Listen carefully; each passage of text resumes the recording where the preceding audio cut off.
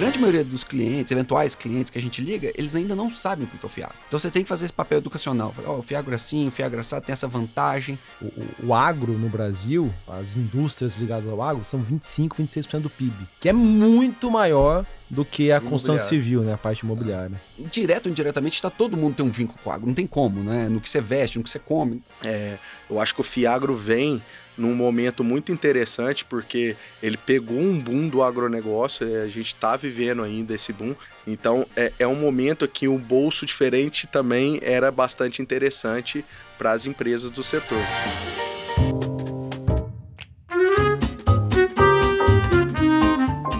Bom dia, boa tarde, boa noite.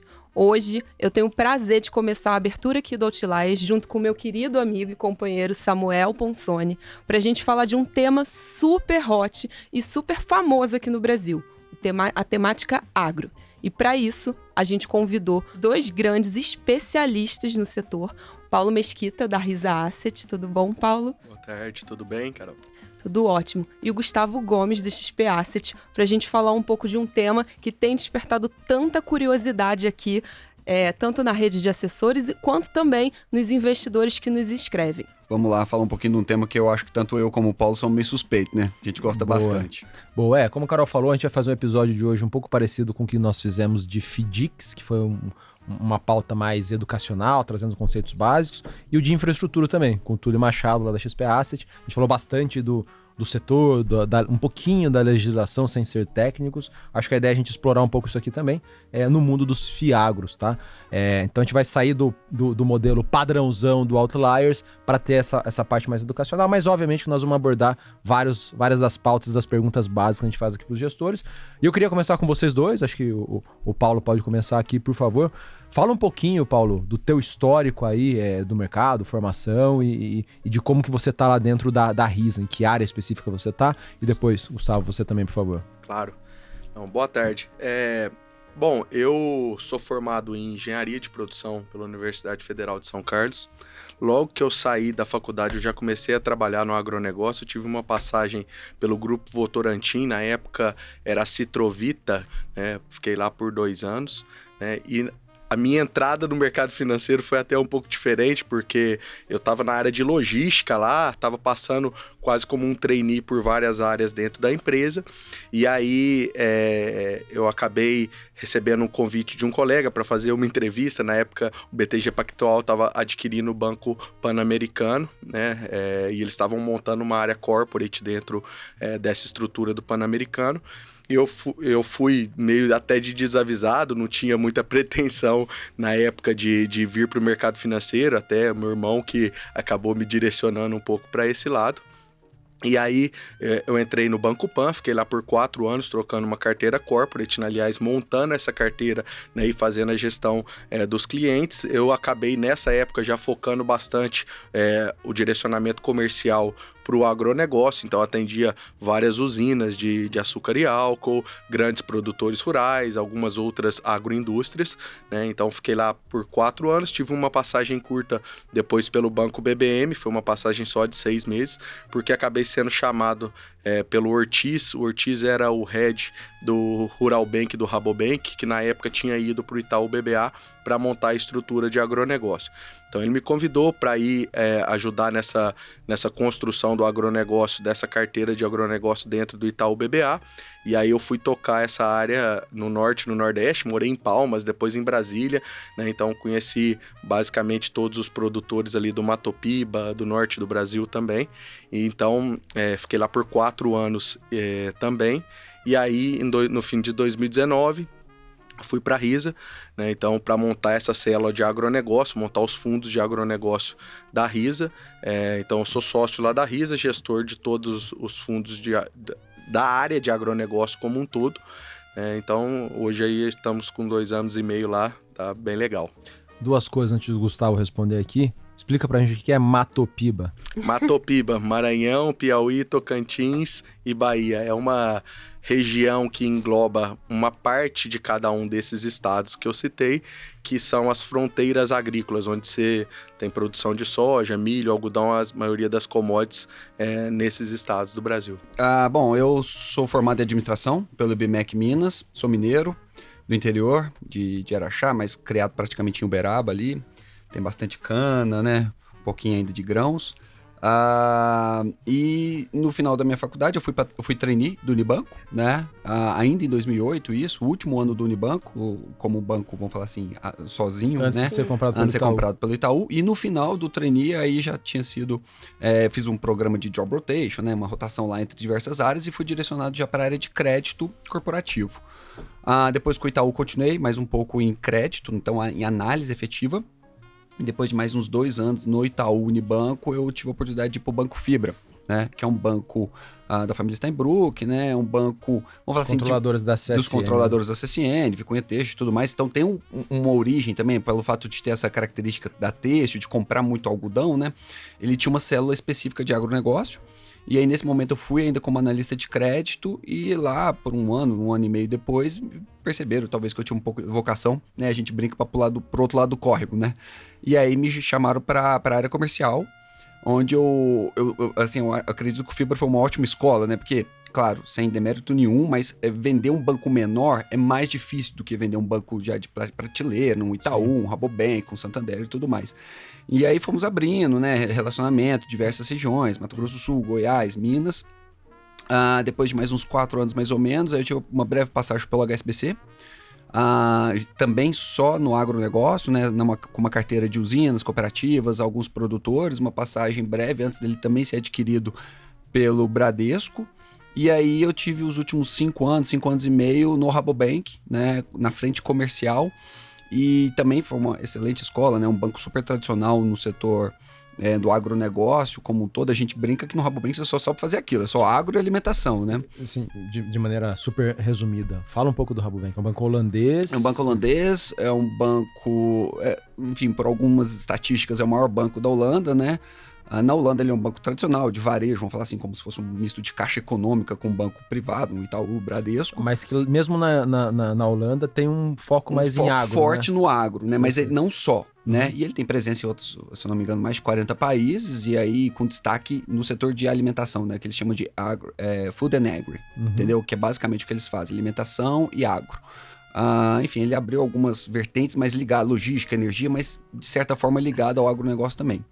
E lá eu tive a oportunidade de desenvolver uma carteira que eu não tinha limitação geográfica, entendeu? Então eu tinha um perfil específico de cliente, né? Inicialmente são produtores, mas com nível de governança talvez um pouco mais avançado, que já caminham para um balanço auditado ou em vias que demanda algum produto um pouco mais estruturado, como um CRA, né, que é o que a gente deve falar aqui, que no final do dia o Fiagro engloba vários CRAs, né? E aí eu brinco que no final eu tinha a oportunidade de ter clientes do Oiapoque ao Chuí, literalmente, sabe? Do Rio Grande do Sul ao Rio Grande do Norte, e com diversas culturas, diversas produções, diversos ciclos diferentes. Então isso me trouxe uma bagagem, eu tive que aprender, né? A gente estava brincando aqui um pouco antes, né? Como que é a cultura do melão, como é que é da manga, da uva, da maçã, da laranja, sem falar do grosso do agro, que é a soja, milho, algodão, cana, as commodities tradicionais, né? E aí, no último novembro, né, o André Mazetti, que é o gestor do fundo dos Fiagros e dos fundos imobiliários de crédito da XP, me convidou para tocar a parte de originação e barra crédito aqui na XP, já com esse desenvolvimento dos Fiagros. Então eu tenho aí basicamente 8, 9 meses na XP Asset, onde a gente vem desenvolvendo um pouco. A gente brinca que é uma curva, né, de aprendizado para todo mundo, né? Para o eventual devedor, para o cotista, para o investidor, para a gente, para os decisores que junto com a gente lá na Asset, né, seja aqui na RISA ou seja na XP, porque no final do dia o agro tem suas particularidades, né? A gente brinca de bianualidade, sazonalidade, todas essas questões que a gente vai conversar um pouco aqui no podcast. E tô lá, então, desenvolvendo essa carteira, esse portfólio, e muito feliz aí de vocês darem essa oportunidade pra gente. Boa. Eu acho interessante bastante o tema, porque meu pai é agricultor também. Infelizmente não é um grande latifundiário, adoraria que fosse. Pequeno agricultor. A gente já tava pegando contato aqui pra provar um crédito. Vai originar alguma coisa com o pai de Samuca. Acho que boleta de 100 mil vocês não vão fazer no fundo, né? Provavelmente. Adoraria mas que fosse... isso que é legal você comentar, ô Samuca, porque direto ou indiretamente, todo mundo tem um vínculo com o agro, não tem como, né? No que você veste, no que você come. Então, assim, aí um parente que é produtor ou foi, né? A gente tava conversando disso A maioria das também, pessoas que vêm do interior tem alguma ligação com o agronegócio, né? Assim, a maioria, aqui em São Paulo, às vezes, já tem algum tempo que as pessoas estão mais afastadas, ou nos grandes centros urbanos, talvez você tenha esse distanciamento. Mas a grande maioria da população do interior do Brasil tem alguma ligação com o agronegócio, seja de algum parente, seja da própria família, seja do comércio em que trabalha, que presta serviço para o agronegócio. É algo bem enraizado na cultura do brasileiro, principalmente do interior do país, né? É muito mais amplo, né? Eu não sei se a Carol até tinha separado essa estatística, eu vou quebrar as pernas dela antes dela, mas assim, eu ouvi, na verdade, dois papos esse final de semana, falando sobre essas similaridades entre os fundos imobiliários, né, que a gente vai falar aqui, os FIIs e o FIAGRO, por conta da isenção de imposto e várias outras características. Mas o que me chamou a atenção é que, em linha com o que você estava falando, Paulo, o agro no Brasil, pegando a parte primária e a secundária, né, as indústrias ligadas ao agro, são 25%, 26% do PIB. Isso. Que é muito maior do que a construção Imobiliário. civil, né, a parte imobiliária. Então, Sim. de fato, né? Exatamente, assim, esse é um dado que muita gente não tem essa noção dessa dimensão do agronegócio, principalmente nos grandes centros. Então, a pessoa não entende como o agro pode ser tão grande dentro da economia, porque acaba que não vai aos lugares e tudo mais. Era até estranho, né, a gente ter fundos, por exemplo, igual fundos imobiliários, e não ter nada do agro até 2021. Então, assim, isso soava até um pouco estranho, né? Porque como que é tão grande dentro da economia e a participação no mercado de capitais é tão pequena? Pois é. Né? Então, assim, a gente tem pouquíssimas empresas que são listadas na Bolsa que estão diretamente ligadas ao agronegócio, é uma participação pequena da Bolsa com relação à economia, né?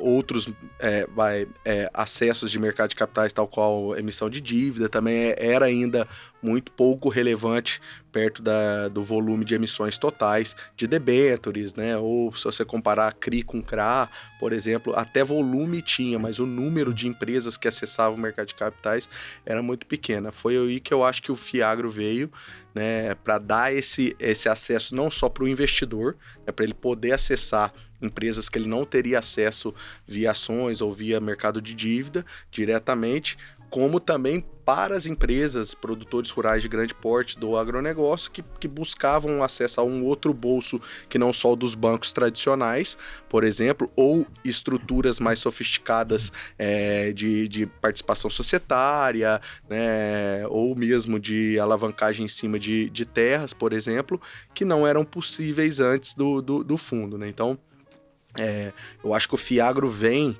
num momento muito interessante, porque ele pegou um boom do agronegócio, a gente está vivendo ainda esse boom nessa safra, né? A safra que vem já é um desafio completamente diferente do que a gente vem vivendo nos últimos 2 anos, né? Em termos de margem, em termos de rentabilidade para o agricultor de fato, por exemplo, né? E para as indústrias relacionadas ao setor. Então, é um momento que um bolso diferente também era bastante interessante para as empresas do setor. Então, o FIAGRO, eu acho que ele vem tendo uma adesão bem legal do investidor, né? A gente já vê quantos fundos tem em pouco tempo aí, desde que a CVM pré-regulamentou o produto, a gente já tem, se eu não me engano, mais de 15 FIAGROS, nem todos listados, mas mais de 15 FIAGROS na rua. Então, olhando e fazendo uma comparação, por exemplo, com fundos imobiliários, é um volume grande pelo período de tempo que a gente está falando, né? Mas também da parte das empresas e dos produtores rurais, que estão entendendo como é essa dinâmica do mercado e estão adequando algumas estruturas para que eles possam ser atendidos, vamos falar assim, pelos gestores, pelos fundos que estão buscando ter acesso a eles. Eu acho que é por aí. Até pegando um collar aqui do Paulo, gente, a indústria de FIAGROS hoje tem menos de 1 ano de regulamentação, mas mesmo num ano difícil para beta, né, ativos de risco, nós temos mais de 20 fundos hoje, com 3,5 bi de patrimônio na classe, divididos entre FIPs, fundos imobiliários, FDICs. Então, eu acho que a gente vai falar bastante sobre isso, mas eu queria começar do começo. Então, explica aqui para quem está ouvindo hoje, gente, principalmente começando aqui pelo Gustavo, o que é o FIAGRO? De onde que vem, né, esse bicho, né, esse treco que a gente costuma falar? Bom, o FIAGRO é os fundos de investimento, né, das cadeias agropecuárias. Então, até como o Paulo comentou, ele é um espelho dos fundos de investimento imobiliário que já tem uma tradição, né, já estão no mercado há muitos anos, né? Então, até a CVM, quando regulamentou, ela praticamente não criou uma regra própria. Ela falou, olha, vamos espelhar, né, as regras dos fundos imobiliários, né, e aí vocês começam a trabalhar. E esse movimento começou mais forte em agosto de 2021, julho, agosto de 2021, né, os primeiros fundos começaram a ser lançados em outubro, novembro de 2021, e realmente, nesses últimos nem um ano, a gente começou a ver 1, 2, 3 fundos lançados por mês, né. Eu acho que todo mundo percebeu, né, considerando toda a questão setorial, né, representatividade no PIB, né, só fazendo um parênteses, o PIB nos últimos, desde 2015, o do agro representava 20%, 21%, né? E nos 2 últimos anos, 26% e 2021, 27%. Né? Você fala, opa, né? Então o que é isso? Né? Tem uma coisa interessante. Isso um ano de quebra, né? De seca, 2021, problema de embargo da China, que a gente vai comentar mais à frente.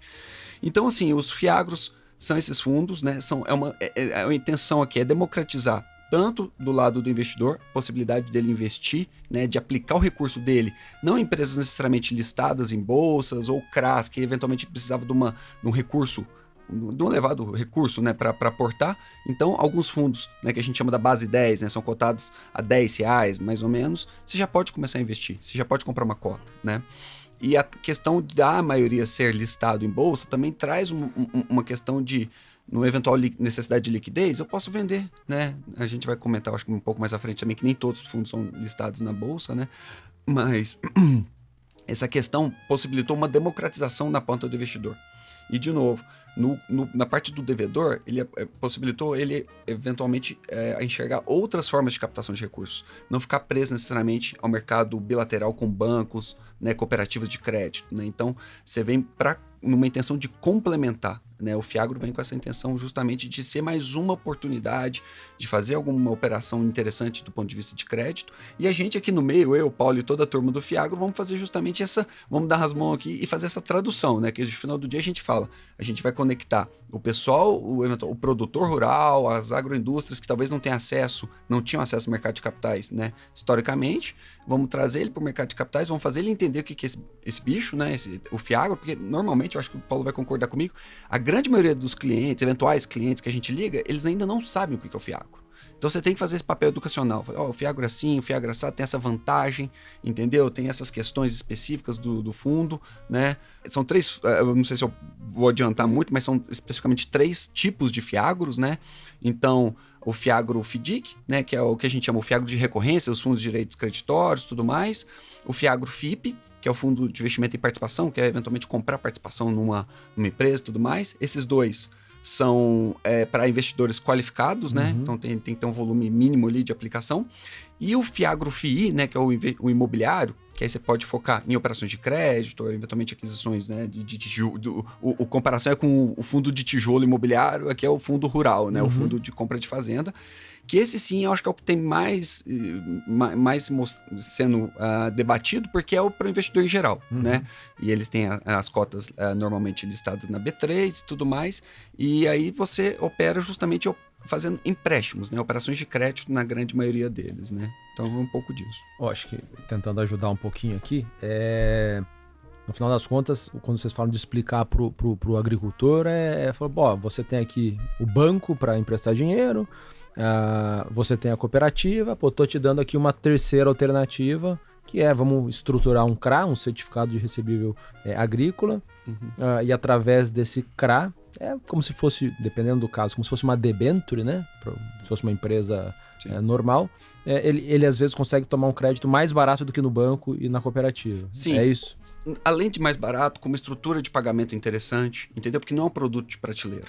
Eventualmente você está fazendo uma operação ali que, se ele estiver fazendo investimento, você pode fazer um fluxo de pagamento escalonado para ir de acordo com o fluxo de, né, que ele imagina ter do investimento. Você consegue pegar dele. Garantias e baratear para ele o crédito. Sim, então a gente vai com a intenção de complementar, né? Eu acho que são ondas. A primeira onda ali são os bancos públicos, né? Banco do Brasil, as cooperativas de crédito, alguns bancos específicos que focavam no setor, como até o Rabobank, que a gente mencionou no começo. Depois veio a segunda onda, talvez a 2014, 2015, que os grandes bancos perceberam, opa, esse agro é interessante. E aí praticamente todos os bancos, os bancões, né, montaram estruturas de crédito de agro. Entendeu? Montaram a célula de agro e isso ajudou um pouco a gente, porque até nos perguntam, mas o agro não é muito novo, né? O produtor rural, ele sabe falar com o mercado? Ele já sabe, ou ele tem aprendido, né? Porque esses bancos lá atrás começaram a fazer o dever de casa de falar, opa, produtor, eu tenho uma linha de crédito aqui interessante, com prazo interessante, que você não vai ficar tão engessado, blá. E começou, e o produtor, a gente fala muito do produtor, mas mesmo a agroindústria, eles perceberam que tão importante quanto ele produzir uma saca a mais, cortar um custo na produção, é importante ele ter um financeiro, né? Eventualmente um CFO, mas um gestor financeiro ali que faça a tradução do negócio dele com o mercado financeiro. Então o mercado de capitais pegou isso para ele, né? A gente tem um gráfico até nas apresentações da XP Asset que mostra a evolução da emissão de CRA, né? Começou muito forte ali, talvez a partir de 2016 e foi crescendo, e 2021 foi um ano recorde de emissões de CRA, com 67 bilhões de CRAs emitidos. Mas se a gente lembrar um pouco aqui, historicamente esses CRAs estavam nos grandes grupos, né? Sem dar nomes aqui, mas estava concentrado naqueles grupos que já tinham balanço auditado. Dá pra falar, acho que Cosan teve muitos CRAs, Suzano teve vários. É a turma que já tem, né? Já tinha acesso ao mercado de capitais. Né? Em tese nem precisava. E aí o Fiagro vem justamente com essa questão de democratizar também para o eventual credor, para o eventual devedor, porque o produtor, como ele não tem um balanço bonitinho do ponto de vista de auditoria, notas explicativas, né? A gente tem que estar lá no dia a dia para ajudar ele a... São empresas menores, às vezes o custo não compensa, não né? compensava. Não é nem questão de custo, porque pelo volume, pelo menos da nossa carteira, assim, não são pequenos produtores, tá? Assim, eu acho que da nossa carteira não deve ter nenhum produtor que fatura menos que 250 milhões de reais. Então, no final, ele é um produtor rural, mas ele é uma empresa de produção rural. Ele opera na física porque existem vantagens tributárias muito grandes para que ele opere na física, mas a estrutura organizacional do produtor rural é basicamente como uma média empresa, grande empresa, né? Ele não, antes eles não auditavam balanço, porque nenhuma empresa de auditoria trabalhava auditoria de pessoa física. Isso veio de 2015, 2016 para cá, que algumas empresas de auditoria, Price, KPMG, BDO, Deloitte, começaram a poder auditar balanço da pessoa física também, aí eles fazem quase como um combinado, porque muitas vezes eles têm a pessoa jurídica e tem a pessoa física, tudo. E é tudo misturado, né? Então... O trator tá lá, exatamente. A operação geralmente tá na pessoa física por causa dessa vantagem tributária, mas talvez a estrutura de fundiária tá dentro de agropecuárias, holdings e assim por diante. Muitos deles optaram por transferir tudo para uma pessoa jurídica e operar 100% numa pessoa jurídica, mas a grande maioria não. Então, assim, isso é legal de passar, porque muita gente acha, o produtor rural, só porque ele é um produtor rural, é mais arriscado você colocar um dinheiro nele do que numa agroindústria. A grande maioria das vezes não, na verdade, porque geralmente é uma produção, uma empresa bastante patrimonialista, né? Então, assim, o capital empregado no negócio do produtor geralmente é muito grande, porque só as terras, se você for pensar, o imobilizado que esse cara tem aplicado no negócio dele é gigantesco, na grande maioria das vezes. Então, assim, parece ser desorganizado. Muitas vezes é desorganizado. E aí a gente tem que, inclusive, ir direcionando e passando essa dificuldade para que o produtor vá se organizando cada vez mais. Fazer um banho de loja, né? Exatamente. Mas a grande maioria dos produtores já entendeu isso desde essa entrada dos bancos, dos grandes bancos, por exemplo. E vem se organizando, muitos deles estão indo para esse caminho de balanço auditado, governança, já tem conselho, já tem cargos profissionalizados, né? Então tem o CFO, tem o trader que faz a parte comercial, então assim, já é uma estrutura que muitas vezes só por não saber o nome ou por estar ainda com a operação da pessoa física, muita gente acha que o risco é alto, mas na verdade não é. Então assim, a gente lá até opta por esse tipo de cliente, na grande maioria das vezes, e a gente opta pelos de não balança auditada, na grande maioria das vezes, porque existe uma dificuldade ainda do mercado ler isso, né? Tem muito fiagro que o gestor é basicamente um trader de renda fixa, que opera ali o CRA para cá, né? Um CRA para lá, às vezes até fechamento de taxa, abertura de taxa do papel, compra e vende no mercado. Quando você fala que ele é um trader de renda fixa, ele vê que o mercado tá com taxas baratas para ele. Exato. Ele toma uma dívida... Ele toma aquilo e espera, né? Vai com o papel, abre e fecha os juros do papel, vendo e recebe esse resultado na cabeça, né? Ou eu carrego até o fim, também acho que tá numa taxa boa, mas ele é basicamente um trader de renda fixa olhando o CRA. Não é um originador Não de é crédito originador agro. de crédito, né? Então, assim, a gente lá da Risa acha que o grande spread não tá aí, porque, na verdade, como essas emissões a mercado tendem a ser com empresas que já têm algum histórico, né? Você dificilmente vai ter uma assimetria de informação com relação a juros. Traduzindo aqui, o que você quis dizer é, quando a BR Foods vem com CRA, quando a Marfrig, Minerva, Suzano, não tem uma taxa muito maior. O mercado já vê esses CRAs há muito tempo, já vê emissão de dívida de bonds dessas empresas. É um risco baixo, portanto a taxa é um pouquinho acima do CDI ou um pouquinho acima do IPCA. Exatamente, e às vezes não necessariamente o risco do produtor rural é maior, porque às vezes você olha lá, tem um produtor rural, muitas vezes na nossa carteira lá tem produtor rural que é uma vez alavancado, meia vez alavancado contra EBITDA. Só que ele paga uma taxa maior do que a Suzano. Por ele não ter acesso a um bolso tão grande do mercado de capitais, muitos bancos ainda estão conhecendo esse tipo de cliente, então é um pé um pouquinho no acelerador, mas bem devagar.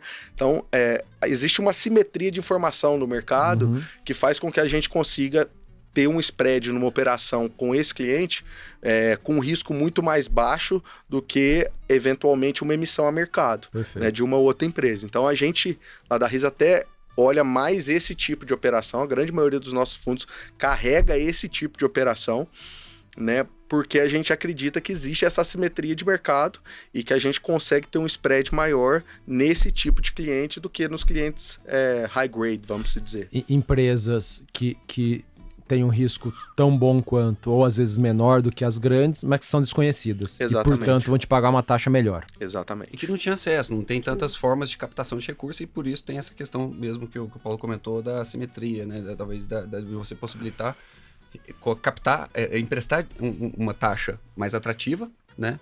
Com um perfil de risco adequado. Esse nível de faturamento que ele falou de 250, 300 milhões de faturamento, patrimonialmente, né, o grosso modo, ele tem terras hoje, né, que teve um boom de valorização de terras acima de bilhões, que talvez tenha um valor de mercado acima de empresas listadas. Então é curioso, e esse tipo de estrutura, por questões fiscais, ele prefere manter a estrutura na física ali, na pessoa física, justamente para se beneficiar, né, claro, tudo dentro da lei, mas trabalhar, e é o jeito que ele soube.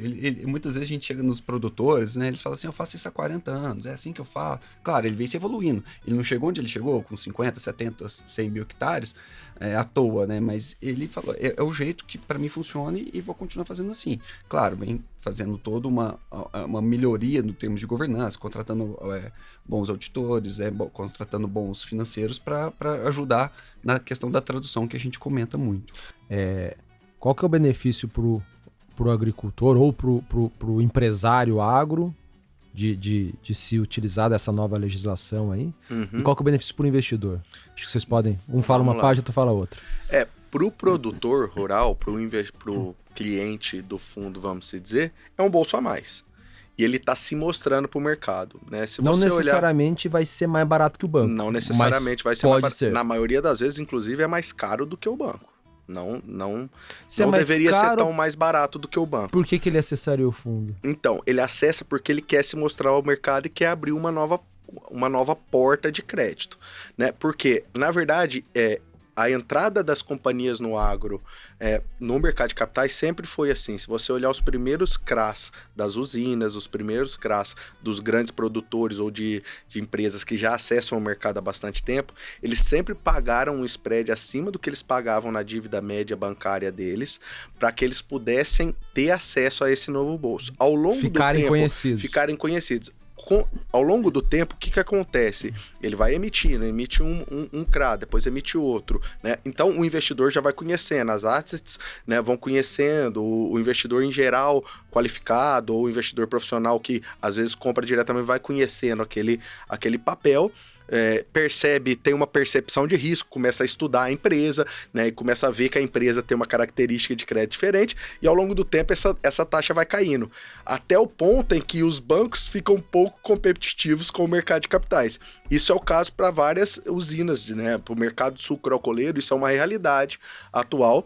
Grandes usinas, muitas delas hoje têm pouca dívida bancária, a grande maioria da dívida das empresas está no mercado de capitais, seja via CRAs ou via bonds, né? Então, por quê? Porque ele passou por esse estágio inicial de se mostrar para o mercado e o mercado entender bem a empresa, né? E até uma adequação também dele, né? Porque aí ele vai ter que montar uma estrutura organizacional diferente, geralmente, do que estava lá no início, né? Então, tem uma governança corporativa que é implantada nas empresas, né? Quando ela vai para o mercado de capitais, que inicialmente, às vezes, ela nem tinha, né? Então, uma montagem de um conselho com conselheiros independentes, né, de mercado, cada um com a sua característica que vai ajudar na estratégia a longo prazo da empresa. Então, vai orçamento plurianual, né? Então, assim, você começa a ter um nível de governança corporativa que vai trazendo a tua taxa lá para baixo. Então, é uma entrada. Então, o investidor que olha o produtor ou a empresa que olha dessa forma acaba aderindo ao produto, olhando o que aconteceu no histórico com empresas que tiveram esse acesso e acaba entrando. Isso veio um pouco do que a segunda geração está entrando mais fortemente nessas empresas nos últimos anos, né?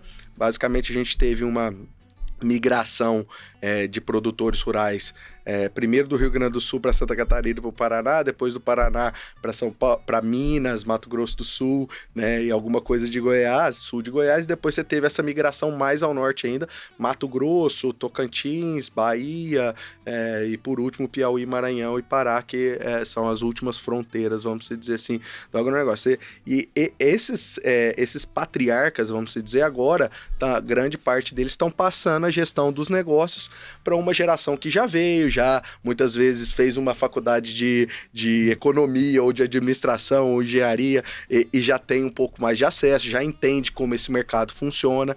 Então, lá atrás, o acesso a recursos, vamos dizer assim, desses produtores era Banco do Brasil e as grandes empresas de insumos, no máximo uma trading, né? Agora, todo mundo já percebeu que isso vem evoluindo. Então, essa segunda geração geralmente vem com uma cabeça de estruturar mais o negócio da porteira para dentro, vamos dizer assim, do escritório, né? A gente brinca que muitos produtores, você chegava na fazenda do cara, o melhor trator que pode ter, a melhor colheitadeira que pode ter, os melhores operadores com treinamento fantástico para a parte operacional, chegava no escritório do cara e tinha nada. Então, assim, a disparidade entre o escritório que administra o negócio e a operação era gigantesca, a diferença, né, de know-how, vamos dizer assim. E agora o que está acontecendo é que essa percepção de que é necessário desenvolver essa parte de gestão também é grande, e aí hoje você já vê muita gente com esses escritórios, vamos dizer assim, chegando perto do nível do campo. Gustavo, e para o investidor, quais são os grandes benefícios, quais as grandes vantagens dos FIAGROS? Bom, assim como os fundos imobiliários, acho que a principal vantagem é a isenção de imposto de renda, né, nos rendimentos, né? Que não é obrigatório serem pagos mensais, mas a grande maioria dos FIAGROS tem se criado essa cultura de pagamentos mensais. Então, os rendimentos que pingam ali todo mês, né, acaba virando uma renda fixa ali para o produtor. Então, é importante comentar que esse rendimento é isento de imposto de renda, Mas o ganho de capital na cota, ele não é isento. Ele é tributado em 20%. Se eu comprar por R$10 e vender a R$10,50... eu vou pagar 20%. E isso é importante comentar, porque sobre gera... Sim, isso é 20%. Então, essa seria a principal vantagem, entendeu? Do ponto de vista tributário. Último ponto aqui, desses 15, 20 fiagros que tem aí atualmente listados, a imensa maioria deles são fundos focados em CRA, o tal do fundo de papel, ou já tem alguns que são mais focados em terras, que seriam os fundos de tijolo, entre aspas, né? Fundo de terra a gente vai chamar, eu acho. A grande maioria é CRA. A grande maioria? Ter todos ou... Um que é 100% focado em terra. A gente lá da Risa tem o Terrax, só que mas ele não é um FII, fiagro. Ele não é um fiagro. Ele veio antes da legislação do fiagro.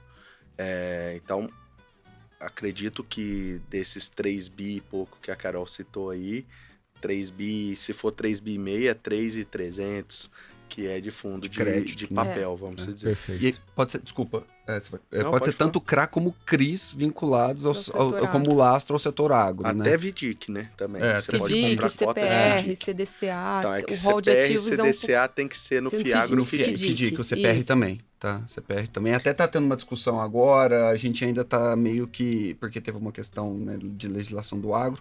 Até esse momento, acho que todos os fiagros estão vinculados a CRAS e CRIs, tá? Enfim... Então são fundos de crédito, né? E aí, talvez para algum investidor não ficou claro o que são os fiagros. Basicamente, o CRA vamos falar o título, é a operação de crédito que você faz com o produtor, com a cooperativa, com a revenda, enfim, com qualquer empresa do setor, da cadeia. Enfim, eventualmente até logística você pode trazer para dentro, enfim. E aí você engloba dentro dos fiagros vários CRAs. Então, é a junção de diversos CRAs que tem dentro de um fiagro, né? A fiagro seria a caixinha e você vai colocando diversas operações de crédito dentro, que são as operações que a gente comentou. E aí, até quando eu comentei lá do 67 bi, que tinha sido o recorde de emissões de CRA em 2021, se a gente pegar, eu não estou com dado do segundo TRI, mas pegar o primeiro TRI de 21, que foi um ano de recorde, com o primeiro TRI de 22, já temos o dobro de emissão de CRAs. Caramba. Que aí já é a força do fiagro entrando, entendeu? Porque até o ano passado, os fiagros lançaram outubro, novembro, eles não tinham muitas emissões ainda, entendeu? Agora, 2022, que começou com são esses 3,5 bi, né?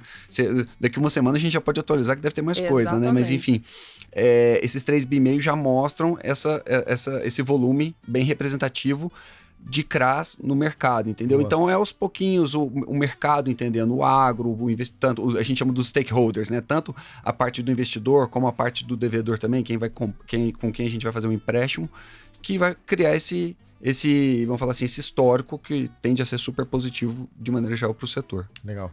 Gente, passando aqui para o nosso segundo bloco, né? Falando de gestora, filosofia, processos. Primeiro, Paulo, queria começar com você. Como é que está dividida a célula agro da Risa? Tanto em número de pessoas, quanto também em AUM. Quantos fundos vocês gerem? Tá bom. Bom, lá na Risa, a Risa como um todo, hoje a gente está próximo de 11 bi de reais sob gestão. A gente tem várias áreas lá dentro da Risa. A área de agro em específico, nós temos 8 pessoas, então sou eu tenho o Gustavo, o Gabriel, o Thiago e o Rodrigo, que fazem mais a parte de originação e estruturação das operações. Tem a Maria Carolina e a Etel, que é mais a parte jurídica, né? Lembrando que um dos fundos nossos, o Terrax, ele tem uma parte jurídica bem pesada para ser feita, e tem mais a parte de crédito que é feita pela Laís. Então, a estrutura da célula é essa. A gente tem sob gestão o Terrax, que é um fundo, é um FII de terras agrícolas, que ele emula é quase uma simulação de crédito em grande parte do portfólio. Tem uma parte de portfólio que é de fato valorização e resultado de valorização imobiliária das terras e tudo mais. Então esse fundo está com aproximadamente 1,07 bi de ativos. Ele passou por uma primeira emissão de aproximadamente 500 milhões, e depois por uma outra de quase 600 milhões. A gente tem o Fiagro, que a gente lançou em outubro de 2021, logo após a regulamentação. Acho que ele foi o primeiro Fiagro listado, de fato. Ele tem 296 milhões de patrimônio, mais ou menos 1,4 bi de fundos só do agro. E aí a gente tem um fundo da casa, que é um FICFIN, que é o Risa Meiene, né, tanto ele no 180 quanto no 360. Acho que o Lemos, quando veio aqui, comentou bastante desse fundo.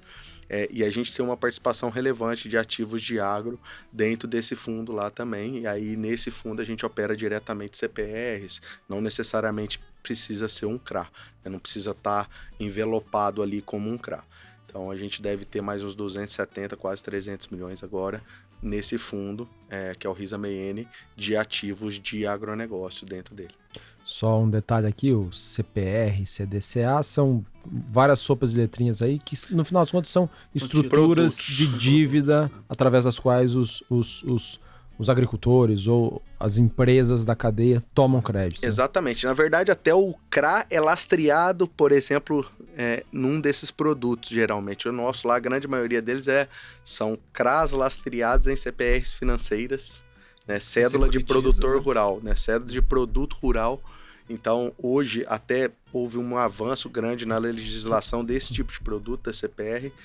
Ano passado, a gente teve um primeiro avanço e agora um segundo avanço. Deve ter 1 mês e meio que foi aprovado aí no máximo. Então, esse produto ele vem se adequando, ele é setipado também. Então, antigamente você só podia fazer na produção direta, agora você pode ir para um segundo escalão. Então, as indústrias estão começando a utilizar esse tipo de produto também. Mas ele é o lastro, geralmente, para os CRAs. Legal. Na XP Asset, a XP como um todo tem 138 bilhões de ativos sob gestão, né? São 12 teses, então tem 12 áreas diferentes. 12 áreas diferentes, macro, renda variável, enfim, eu nem vou Private tomar equity, partido. infraestrutura, special situations, enfim. E aí o agro é uma tese nova, foi criada justamente com os fiagros. Antes até tinham uma experiência ou outra em operações de crédito agro, mas que ficavam, enfim, em operações de crédito normal, dentro de fundos de crédito. Nós temos um fundo que é o XPCA com 170 milhões, arredondando, e o XPAG, que é um fundo recém-lançado de 240 milhões, 2 fiagros, e que juntos aí dão 410 milhões. Qual que é a diferença entre o XPCA e o XPAG? Basicamente, o XPCA tem suas cotas negociadas em bolsa e o XPAG no ambiente CETIP. Tá. A carteira dos dois é a mesma? Não necessariamente, né? Então, só voltando um pouco na linha histórica aqui, o XPCA foi lançado em novembro, né? E aí, naquele momento, a estrutura de agro dentro da XP Asset estava sendo criada, né? Então, a gente começou a originar operações diretas, mas também fomos a mercado olhar operações que já estavam, enfim, sendo negociadas, e aí montamos aquele portfólio de operações, né? O XPAG, ele tem muito mais a característica de operações originadas dentro de casa, né? E onde que a gente vê o grande benefício? A gente vai só fazer operações originadas dentro de casa? Não necessariamente, porque a gente vai a mercado e pode ser que tenha alguma operação interessante, né? Que seja, né? Que a gente adquira, mas a gente percebeu que quando é originado dentro de casa, você consegue, vamos falar assim, cortar intermediários, né? Então, quando você vem uma operação de uma boutique ou de um banco oferecer a você, sempre vai ter um FII, alguma taxa que não vai ficar com você, que vai ficar com esse estruturador, né? E aí acaba que quando você origina direto, você acaba conseguindo pegar essa taxa e remunerar melhor o investidor, né? Além desses 2 fundos que a gente falou aí de 400 e poucos milhões, né? A gente também tem operações que a gente pode estruturar e alocar no XPCE, né? Que é um fundo de crédito estruturado da XP, que tem mais de 3 bi sob gestão, né? 3 bi e meio aproximadamente, e lá a gente pode criar tanto operações de CPR, né, CDCA, mas também é muito interessante porque possibilita que a gente foque em operações maiores, né, até operações de 80, 100 milhões, que se a gente fizesse isso e alocasse só nos 2 fiagros, vai contra a nossa estratégia da XP de diversificação, né? Mas quando mais você concentraria muito ali, mas quando você tem um outro fundo que você pode alocar, então a gente divide, né, o bolo, e aí possibilita com que a gente chegue num eventual devedor, ou produtor, ou agroindústria. Eu brinco que fala, uma coisa é você chegar falando, eu tenho 15 milhões aqui de uma operação de CRA, mas outra coisa é você chegar e falar que você tem uma operação de 50, 70, 80, 100, né? O volume interfere e eventualmente até possibilita com que você maximize algum retorno, né? Ele teria uma discussão um pouco maior ali com você, eventualmente numa operação menor. Então a gente, alocando um pouquinho aqui nos fundos de Fiagro, um pouquinho nas outras estruturas da XP, isso faz com que a gente tenha, enfim, maior poder de negociação. Eu ia perguntar uma coisa que eu acho que vocês já foram respondendo, né? Se vocês acessam mais emissões a mercados ou se fazem boa parte das emissões nascerem dentro de casa. Vocês já responderam que fazem muita originação, mas uma coisa que sempre fica no meu imaginário, provavelmente no do Samuca também. Cara, como é que começa uma originação do agro, assim? Como é que vocês caem em conversando com o produtor, como é que se origina? Até um preâmbulo, gente. Eu fiz um call com o gestor agro.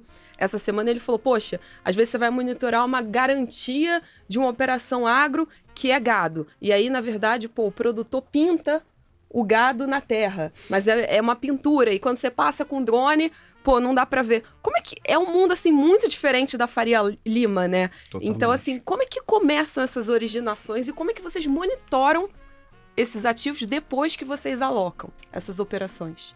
Assim, basicamente, o agronegócio, é muito difícil você fazer o agronegócio por Teams, Zoom, tá assim... Telefone. Essas coisas mais arcaicas, telefone, tipo telefone. Toca bastante, mas fechar negócio Por isso você sente até o presencial, sotaque dos dois, né? É presencial. É tempo de relacionamento, conhecimento do setor, então eu já 12 anos mais ou menos que eu tô nesse mercado, então desde então visitando, conhecendo, conversando, né, já tive uma carteira bem grande em todos os bancos que eu passei, bastante focado no setor, então eu já conheço, vamos dizer assim, eu e meu time. Quando você fala ter uma carteira grande, até a carteira grande de clientes. De clientes, exatamente. Então, basicamente, eu, o Gustavo, Gabriel, Thiago, do meu time, todos nós viemos do Itaú. Eles trabalhavam comigo no Itaú e vieram compor o nosso time aqui na Risa. Eles são de originação. Uhum. Então, cada um cobria uma área de atuação dentro do Itaú. Então, existe uma capilaridade muito grande no nosso time de conhecimento de fato. A gente vai na fazenda dos produtores há bastante tempo. A gente conhece quem são as pessoas. Eu analiso provavelmente esses grupos que a gente dá crédito há 10, 8 anos, pelo menos acompanhando o histórico financeiro, de produção, de desenvolvimento, né, de organização, sucessão. Então, a originação do agronegócio dificilmente vai acontecer por o produtor vir até o Fiagro. Isso pode acontecer. Até porque vocês geralmente falaram, não é a melhor existe, operação, né? Mas é a gente indo atrás. Por isso, são muitas viagens, a gente deve ficar fora do escritório 70% do tempo, não é nem 50%, é bem mais, né? E visitando todos esses possíveis clientes da Risa. A gente faz a estruturação das operações, a prospecção e a estruturação bem handmade, né, lá na Risa. Então, a maioria das operações que a gente tem no nosso portfólio, a gente tem as terras em garantia. Porque é o que você falou, Carol, assim, para você monitorar boi anda, né, pasta, morre. Então, assim, a gente é meio radical, vamos dizer assim, na Risa, com relação à garantia. Ou eu dou o crédito, porque o crédito vale clean, aval, porque eu sei que, por exemplo, a estrutura financeira, organizacional, estrutura de capital da empresa, de fato, me permite ter um crédito clean ali com tranquilidade. Eu sei que, né, assim como outras empresas acessam operações clean no mercado, né? Clean que a gente está dizendo no aval da coisa. Ou geralmente a gente vai para a garantia imobiliária. Então, assim, o monitoramento, ele tem empresas, por exemplo, que fazem monitoramento de estoque, monitoramento de lavoura. Então, não necessariamente tem gente que acha que é só que só vai vir por satélite. Na verdade, assim, eu sou da época que o satélite não existia. Então, era lá a SGS, a Controle, são empresas que faziam monitoramento da lavoura, depois monitoramento do estoque, né, para que você tivesse esse controle. Então, tem formas de fazer, sim, não são tão complexas assim, às vezes custa um pouco. Né, isso atrapalha nas operações, para você pegar, por exemplo, uma operação com fiel depositário de estoque, né, então, assim, a segurança é muito alta de uma operação com fiel depositário de estoque alienado para aquele título. Só que custa caro, né? Então é uma operação que muitas vezes não fecha a conta para o produtor rural ou para a empresa, a não ser que seja uma operação num volume bem grande. Então, assim, existem formas de fazer, só não são tão conhecidas assim. Bom, sobre originação na XP Asset, eu brinco que é meio que tá no sangue, né? Eu faço isso há algum tempo e aí, claro, a gente brinca lá que todo mundo tem que bater o escanteio, cabecear, fazer o gol e tirar foto. Então, até esses dias a gente recebeu uma originação da nossa advogada. Legal. Sabe? Então, um pouquinho que é uma cultura que a gente vem estimulando lá na XP, de todo mundo ver oportunidade, né? Uhum. Então, claro, tem um banco de dados gigantesco. Essa experiência que eu tive em alguns bancos, principalmente no Rabobank, que eu tinha o Brasil inteiro em atuação, né? Possibilitou você formar banco de dados. Não necessariamente eu fiz negócio com todos, mas você tem um nome ali, né? E eu brinco que agora eu falei pro pessoal lá da XP, eu falei, gente, vai no supermercado com outros olhos. Começa a perguntar, mas de quem que é essa manga? De quem que é esse... Vê os produtores, porque você pode originar um negócio ali. Então, essa questão da originação claro, você ter esse banco de dados e muito mais, e você está disposto a ir atrás, porque o agro não está concentrado numa avenida igual a Faria Lima, né? O agro está espalhado no Brasil inteiro. Como que é a concentração de vocês em termos de indústrias lavouras e regional? Como que vocês procuram trabalhar com isso? Existem limites específicos por região, por cultura, por tipo, né, de negócio? Por exemplo, uma usina, uma trading? Sim. Acho que não, legal. Gustavo, lá na XP, Paulo. a gente tem como mantra nosso a diversificação.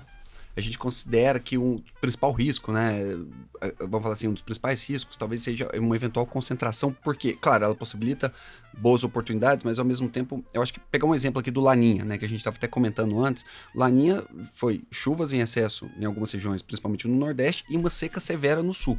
Então, se eu tiver uma concentração eventualmente, claro, nesse ano especificamente no Sul, isso pode trazer um grau adicional de risco para minha carteira, né? Então a gente observou isso através da nossa experiência e falou, não, vamos montar uma carteira que a gente entenda como diversificada.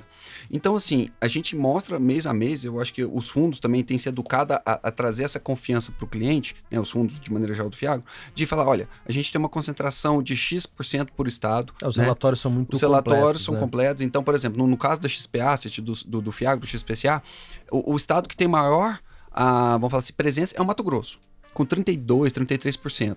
Mas isso é natural, até porque o Mato Grosso é o principal, né, produtor aí de soja, né, de pecuária, enfim, dentre tantos outros.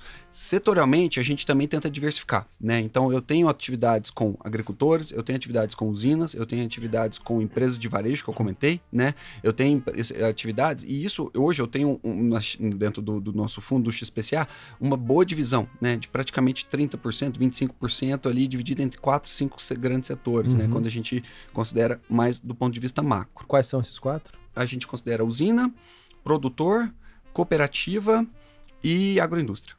E Paulo, como que vocês veem isso na RISA, a questão da concentração? Bom, aí depende muito do fundo, né? Perfeito. Por exemplo, no Terrax não tem como, né? Eu vou ter 100% em terras, né? Assim, seja ele, a gente diversifica lá por região, tem um limite de 40% num estado em específico, tá? Então eu não posso ter mais de 40%.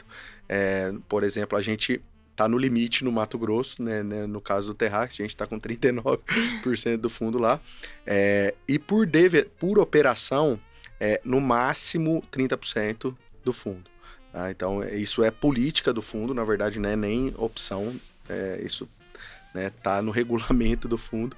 Já no Fiagro, né, a gente não tem uma política de concentração, de diversificação, mas a gente tem um racional de diversificação ao longo do tempo. Hoje a gente tem uma concentração razoável no fundo em 2 operações que foram oportunidades de negócio que a gente teve. A gente fez uma operação de compra e venda dos ativos da Brookfield ano passado, né? E 2 desses produtores que aderiram ao consórcio que comprou as terras da Brookfield, né? A gente acabou financiando eles pelo Fiagro. São produtores que, se você olhar o balanço, o histórico de operações, dificilmente tomam operações ali acima de CDI mais 2,5, 3. E a gente fez uma operação a CDI mais 5. Então, com garantia da alienação fiduciária da fazenda. Por quê? Porque é uma boleta longa, uma operação muito longa, uma operação toda costurada dentro da RISA. Então, foi uma oportunidade que a gente enxergou e em cima disso a gente acabou decidindo concentrar um pouco nessas duas operações, porque é um high conviction. O resto, inclusive, a gente faz até um pouco diferente. Não necessariamente a gente faz um CRA por devedor. A gente, como nós estruturamos as operações, a grande maioria delas, hoje no Fiagro a gente não tem nenhuma operação a mercado. 100% das operações foram estruturadas pela RISA. Muitas vezes a gente estrutura um CRA e origina as operações que vão lastrear esse CRA, que não necessariamente são de um devedor só. Então a gente tem um CRA pulverizado dentro do fundo que ele está alocado em risco de 4 ou, se não me engano, 5 CPRs com garantia de TR e tudo mais, mas não necessariamente tem um devedor só. Então, é um laço pulverizado. Então, se você me perguntar hoje como é que tá, a gente tem uma concentração razoável, se eu não me engano, a maior operação no fundo é uma operação de 90 milhões de reais para um PL de 300, quase 300 milhões de reais, 296. Então, chega perto de 30% do fundo, né? Mas, ao longo do tempo, essa foi uma primeira emissão, né? A gente quer crescer bastante esse fundo, né? A gente tem capacidade de crescer bastante esse fundo. Se você me perguntasse qual é o portfólio target, qual que é a concentração ideal, target ideal, eu diria que seria 5%, 7% em cada uma das operações, num prazo médio aí de 3 anos, por exemplo, de portfólio, seria o ideal que a gente enxerga. Gente, e aí pensando nos mandatos que vocês descreveram pra gente. Dos Fiagros, o que é o objetivo de retorno dessas operações, do fundo como um todo? O fundo, principalmente o Gustavo comentou, poxa, a gente agora migrou a carteira para CDI mais o quê? Boa pergunta.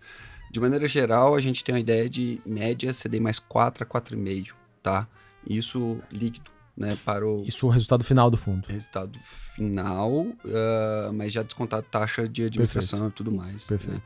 Né? Isso possível. Então, quando pergunta, que tipo de operação, qual nível de operar de taxa? A gente opera com esse foco de CDI mais 3,5, 4 a 5, 5,5, mas a gente tem operações no nosso portfólio hoje de CDI mais 2,5 a CDI mais 6, mais 7, que foram oportunidades que surgiram, entendeu? E a gente entendeu aquilo ali como uma boa relação risco-retorno, né? E a gente vem trabalhando nesses ganhos de capital, então, basicamente, ganhos de capital na venda do mercado, na secundário, né? Então, quando tem uma compressão de margem, só dando um exemplo para o pessoal que talvez não entenda, eu tenho um papel marcado a CDI mais 4,5.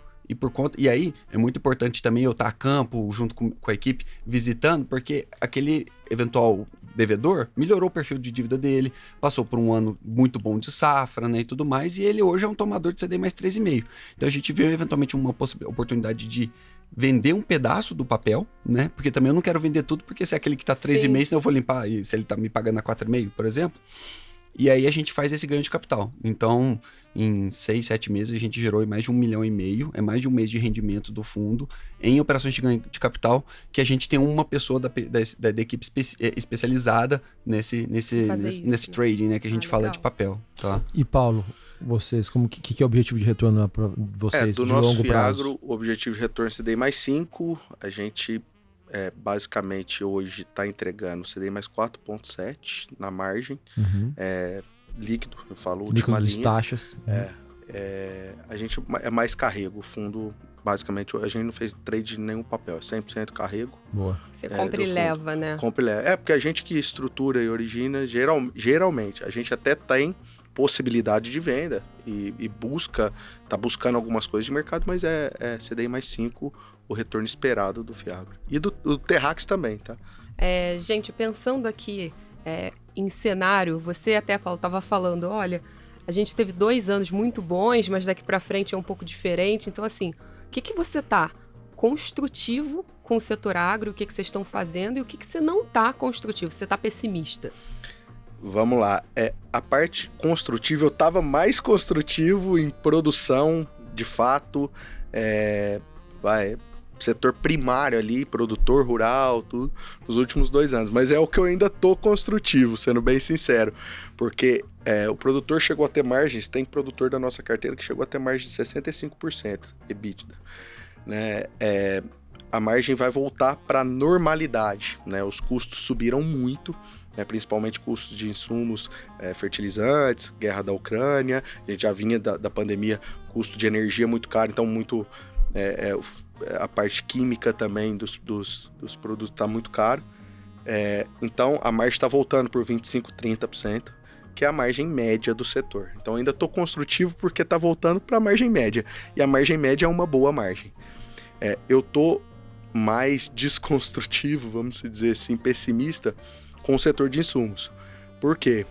É um setor que veio de margens muito fora da realidade dos últimos anos e que agora eles se acostumaram e montaram estruturas para essa margem Mais alto. que a gente estava vendo. E aí, na hora que você olha que o que tende a acontecer com o setor é as margens voltarem e aí você tem um problema estrutural. Margem, por exemplo, de trading, de revenda, margem média, tá? Última linha era 2%, 3%. Caramba. Né? Se você olhar o histórico até 2020. Essa era a média, tá? De margem líquida. Agora você tá vendo 7, 8. Então, assim, o fertilizante já está recuando agora, os produtos químicos também, o produtor fica mais resistente à compra, dado os volumes de preço. Então, eu tô mais receoso com o setor de distribuição e de insumos nesse momento. Boa. Gustavo. Rapidamente aqui, eu acredito que até uma coisa que a gente fala muito, que o agro, com esses últimos resultados, os últimos 2, 3 anos, trouxe muita euforia, né? Mas a euforia vem com uma certa dose, tem que vir com uma certa dose de cautela. Então a gente viu algumas operações sendo, enfim, com um nível de taxas ou prazos ou tudo mais muito agressivas, né? Então, em termos de o que eu sou construtivo, a gente olha tudo, tá? Porque eu acho que todos os setores, de alguma forma, tem uma história boa para ser contada. Tem as maçãs podres, né, e as boas maçãs. Então, assim, é claro que não tem como dissociar o Brasil do setor produtivo, soja, milho, algodão, café, mas, de novo, igual eu falei, você tem que ser pontual. O algodão agora teve um problema climático, né, numa região específica. Alguma cultura de fruta teve um problema de embarque logístico. Então, você tem que estar muito dentro dos setores, porque vão ter histórias boas oportunidades e histórias não tão boas. Então, de maneira geral, eu estou construtivo, ainda continuo construtivo com esses setores. A cana é um setor que a gente está olhando, mas a gente tem uma questão política envolvida, e aqui não fazendo, enfim, nenhum lado aqui, mas tem uma questão política com esse ano de eleição que pode vir a ter um risco eventual no ano que vem, né? Questão de preços, de trava de preço de gasolina e tudo mais. E proteína animal também é um setor que tem boas histórias, mas principalmente a suinocultura sofreu muito nos últimos tempos. Então, isso muito por conta dos elevados preços do milho, né? Que é a ração, né? No final do dia é o que ele come, então isso acabou comprimindo muito as margens. Mas, de novo, a nossa gestão é não ficar subordinada a outros bancos, instituições em termos de prazo. Então, por exemplo, se o banco XYZ dá 5, 6 anos, a nossa ideia é ficar ali no 4, 5 também, no mesmo... Sempre menos, né? Sempre. O Gabriel, que trabalha na nossa equipe, na área de crédito, o Gabriel Tozini, ele fala, Gustavo, não reinventa a roda. Vamos fazer ali, né, o beabá, vamos fazer aquela historinha, vamos justamente complementar. Então, tentando aqui resumir, é um pouco isso que a gente vem fazendo. Só pra gente fazer um fechamento aqui desse bloco, queria perguntar pra vocês, o que é o grande risco de se investir em Fiagro, na opinião de vocês? Bom, eu acho que um pouco é o momento do agro, é o que a gente estava falando. A gente está na high de vários setores do agro, né? High de resultados, high de acesso a crédito, por exemplo, então taxas espremidas. Eu acho que o momento é um momento de cautela em termos de o gestor escolher bem o portfólio.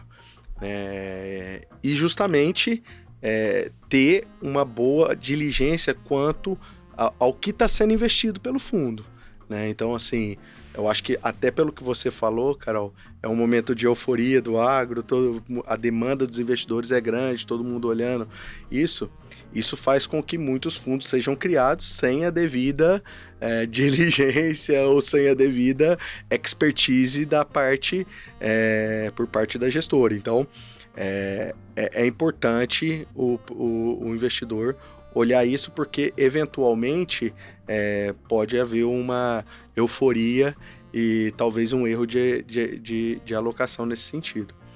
Gustavo. Eu considero, justamente o que eu comentei, né, de ter vindo de muitos anos de euforia, eu acho que você tem que trabalhar com otimismo, mas com cautela ao mesmo tempo, né? Então, eu brinco que São Pedro é o sócio majoritário de qualquer empresa do agro. Então, você ficar muito atento, né, a questões climáticas, né, efeitos específicos. E também a gente falou, até uma das vantagens do agro, né, frente, por exemplo, ao fundo imobiliário, é que tem uma característica muito forte de exportação, né, com essa globalização. Então, o Brasil é o principal produtor, exportador, soja, suco de laranja, café, enfim, dentre outras diversas culturas, mas isso também traz um risco, né, dessa questão da globalização. Então, ano passado, quem imaginava que ia ter uma guerra, né, que ia, né, gerar aumento de custos? Então, o investidor, né, está no nosso sentido, a gente vê essa questão da diversificação como muito importante, né, para você justamente saber mensurar onde você vai colocar, né, não colocar os ovos todos numa cesta. Eu acho que também o investidor ter a confiança na gestão, né? Então, saber com quem está ali, se esse pessoal vai a campo, se tem né, uma interlocução legal com os eventuais devedores, muita questão da transparência, né? A gente bate muito nessa tecla dos fundos, né, trazerem um conforto por ser uma indústria nova, o agro ser uma indústria nova. Então o investidor tem que se sentir confortável, porque daí, eventualmente ele não está no dia a dia nosso lidando com o agro, com a soja, com o café, com a agroindústria e tudo mais. Então eu acho que a gente poder suportar ele com o maior número de informações, de base, né? Falando aqui do nosso fundo especificamente, XP Asset, o fundo, o relatório gerencial de julho, que deve sair nessa semana, nos próximos dias, vai trazer já uma atualização de crédito de alguns dos nossos devedores, entendeu? A gente revisitou, falou, pô, como é que você está o primeiro semestre, como é que foi o fechamento? E eu acho que isso é um negócio que é legal para justamente ter, né, a confiança do investidor, que no final do dia a gente quer um mero prestador de serviço, né? Boa. O dinheiro não é nosso, o dinheiro é do investidor e a gente está tentando alocar ele da melhor maneira possível. Até a pergunta geral que a gente gosta de fazer aqui é, poxa, vocês estão lendo algum livro nesse momento, sim ou não? E se estão lendo, se você recomendaria ou não. Às vezes tem um livro ou outro que é meio chato, você fala, putz, esse aqui eu não recomendo, mas... Eu fiz um wish aqui porque eu faço uma bagunça, eu sou uma pessoa que às vezes leio 2, 3 livros ao mesmo tempo. Então, em termos de livro, assim, eu gosto muito dessas biografias, livros de venda, que tem alguma coisa que eu possa trazer para o meu dia a dia. Tem um livro que eu sempre releio, e eu estou lendo nesse momento, que é o The Dixie de Coração, do Howard Schultz, que é o não fundador, né, mas foi quem desenvolveu a Starbucks lá atrás. Não. Então, toda aquela característica da Starbucks, né, você não está vendendo um copo de café, você está vendendo um momento de relaxamento num dia estressante. Então, eu gosto disso. Tem um que eu comprei e eu tô esperando ele me encantar ainda, que é Os Segredos da Disney para Encantar os Seus Clientes. Alguma coisa assim, o título, ele tá um pouco mais no ponto de autoajuda ali, então eu falei, deixa eu gastar mais uma lenha aqui nele, vamos ver se vai. E carta de Bezos, né? As cartas do Bezos, e é muito legal esse, porque você vê que a Amazon, que tá tão em voga hoje, né? Todo mundo fala Amazon, cara, o cara tá pensando nisso há muitos anos atrás, né? Então eu acho que é muito legal aí essa parte de empreendedorismo, eu gosto muito de ler. E tá na minha lista aqui de ler de novo Na Raça, né? Porque uma coisa é ler ele fora da XP, agora tem que ler de novo, até pra vincular as pessoas que estão ali na história. É verdade. Você vai encontrar ali no andar. Alguns deles já saíram, mas legal, bacana. Bom, eu tô lendo A Marca da Vitória, do Phil Knight, que conta a história da Nike. É mais para entender história de empreendedorismo.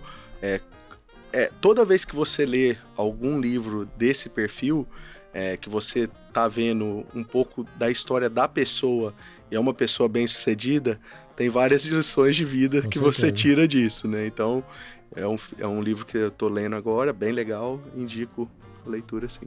Gente, o que vocês olhariam numa gestora antes de investir o dinheiro de vocês, né? E quais 3 ou 4 itens vocês colocariam num checklist mental para fazer nessa gestora antes de colocar o dinheiro?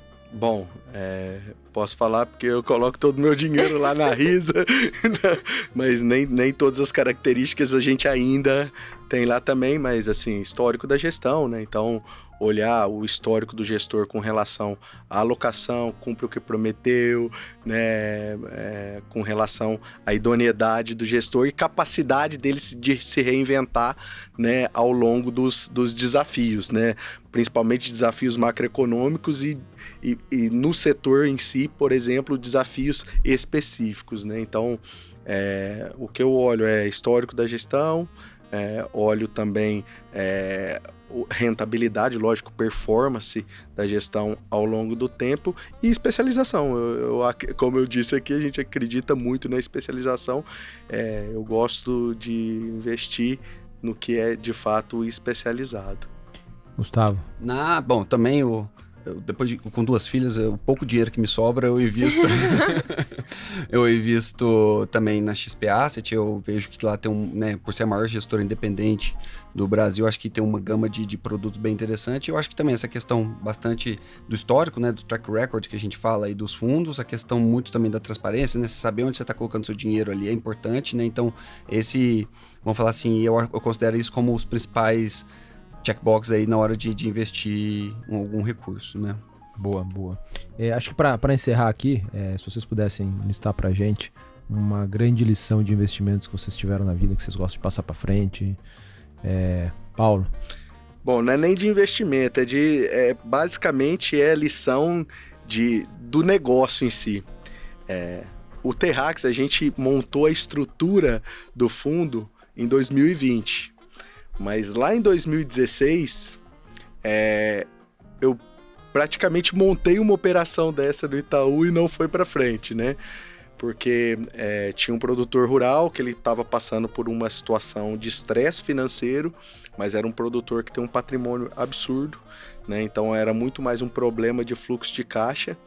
E ele até inclusive falou, eu desfaço de patrimônio para poder dar liquidez para o meu negócio, né? Então ele nos trouxe uma possibilidade de venda da terra, né? Só que ele falou assim, Paulo, o momento é muito ruim aqui na região, então se eu for vender essa terra a mercado, eu vou ter um desconto muito grande nesse momento, porque a região estava passando por um problema, não era só ele. Então ele falou assim, ninguém está olhando os ativos da região agora a mercado, então eu queria ter a oportunidade, eu até topo esse desconto na venda, se eu tiver a oportunidade de recomprar essa terra aqui, né, no futuro e tudo mais. Na época, os juros a 14 e pouco lá da Dilma, na época, a gente não conseguiu botar a operação de pé. Conforme os juros foram caindo, falei, acho que aquela operação agora pode virar uma operação para muito mais gente do que lá em 2016. Então, no final o produtor saiu do outro lado mesmo, não vendendo a terra, hoje está super bem, é um produtor que está bem capitalizado na sua operação, mas a lição de vida que eu levei disso, né, desse negócio de investimento, é que assim, nem sempre o que não é bom agora vai ser ruim, não pode ser bom lá na frente, né, depende muito da condição que a gente está. Então, assim, foi algo que me deu uma possibilidade, por exemplo, de criar um produto que a gente core lá na RISA, super legal, veio como inovação de mercado. Foi uma lição que eu tirei ao longo da minha vida aí, comercial de investimentos, né? Boa. Bom, rapidamente aqui, não há juros que pague principal. Isso uma vez eu ouvi de um cliente que ouviu de um banqueiro, então isso é meio que um mantra. Talvez a gente fica meio, né? Uma operação muito boa de preço e tal, mas é uma coisa, vai pagar, né? No final do dia. Escritório bonito não paga conta, né? Isso é uma experiência própria que eu já tive com um grupo lá atrás, que foi um problema de crédito que eu tive, e eu acho que, de certa forma, eu fiquei meio blindado, meio encantado, bem novo também, né? Eu fiquei muito encantado com o escritório bonito e depois não fui vendo que foi degringolando. Enfim, não é só especificamente o escritório, né? Mas toda essa pompa que, eventualmente, às vezes, não gera caixa. Tem de um plano A ao plano H, né? Então, eu tive uma experiência não muito antiga, no último empregador meu, de um cliente que veio e pré-pagou grande parte da minha carteira, né? E no primeiro momento você assusta, né? Porque aquilo lá tá na sua meta, tá atribuindo, né, algumas coisas ali de receita, de ativos e tal, mas o fato de eu ter outras operações praticamente serem desembolsadas, isso... Então eu acho que esse fato de você sempre trabalhar, confortável, a venda acaba no dia, né? Então você comemora na hora, amanhã é outro dia, bola pra frente, começa do zero. Então eu considero isso aí como se fosse uns mantras, umas lições que eu acho bem interessante para você tocar o negócio, seja no fundo, enfim, até por questão pessoal mesmo. Boa. Bom, excelente, pessoal. Obrigado pela participação de vocês. Acho que a gente falou... Ficaram mais algumas perguntas aqui na nossa lista, mas enfim, a gente deixa para uma próxima. Paulo, obrigado pela participação. Obrigado ao pessoal da RISA lá por liberar você. Que isso, obrigado, Samuel. Plena obrigado, Carol. Segunda-feira chuvosa, né? Pós-expert, então. Pós-expert. Muito e bom. Gustavo, obrigado. Obrigado ao Mazete aí, que infelizmente não tá aqui com a gente também, mas obrigado pela participação. Valeu pela disponibilidade, turma. A gente é assim mesmo. Se deixar falar, a tarde inteira fica falando de agro aqui, né? Boa. Tá bom? Obrigado. Gente. Boa. Acho que a RISA tá disponível nas redes lá, acho LinkedIn, Instagram. Sim. @RisaAsset. Boa. A XP Asset tá devendo ali o perfil no Instagram, já falei com o Elias e com a Manu, estão atrasados. Mas tá lá no LinkedIn também, tem o site, todas as informações, tanto dos da Risa quanto da XP. Tem um site bem completo, os relatórios gerenciais lá, os mensais e trimestrais são super completos, 10, 12 páginas.